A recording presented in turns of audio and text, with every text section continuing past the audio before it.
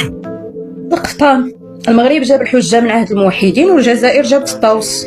واش عمرك شفتي شي طاوس كيدافع على القفطان؟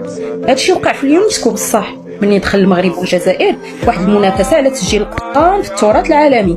المغرب جاب المراجع من عهد الموحدين والجزائر جابت لوحات زيتيه فيها الطاوس وقالت ها هو الدليل. المغرب جايب التاريخ قب الجلابه. المغرب ما صدقش الهضره، جاب الدليل من ايام كان عبد المؤمن القومي كيسير الدوله الموحديه. القفطان كيبان في المصادر من القرن 12 وكيتطور مع كل سلاله، المارينيين السعديين والعلويين.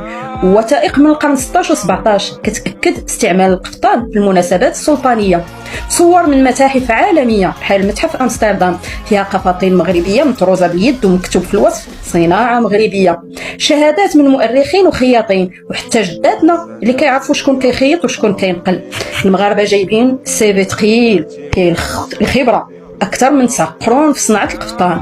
الجزائر طاوس فوق الفخار وقالوا القفطان ديالنا. الجزائر الله يهديها دخلت السباق بلا حداد، سرقت صورة قفطان مغربي من متحف بولندا وزادتها في الملف ديالها بلا إذن بلا يحزنون، بحال اللي ياخذ صورة ديال صباط صاحبو ويقول راه ديالي. جابت لوحة فيها طاوس وقالت هاد الطير من عندنا، إذا اللبسة اللي فيها طاوس حتى هي ديالنا.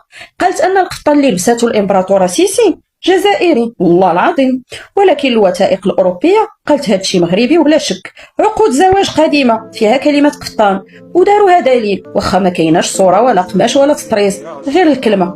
جابوا فخار فيه رسمة الطاووس وقالوا الدليل السري، بحال اللي يلقى صورة خبز في كتاب ويقول أنا مخترع الكسرة. اليونسكو داروا ليها الطاووس في العين.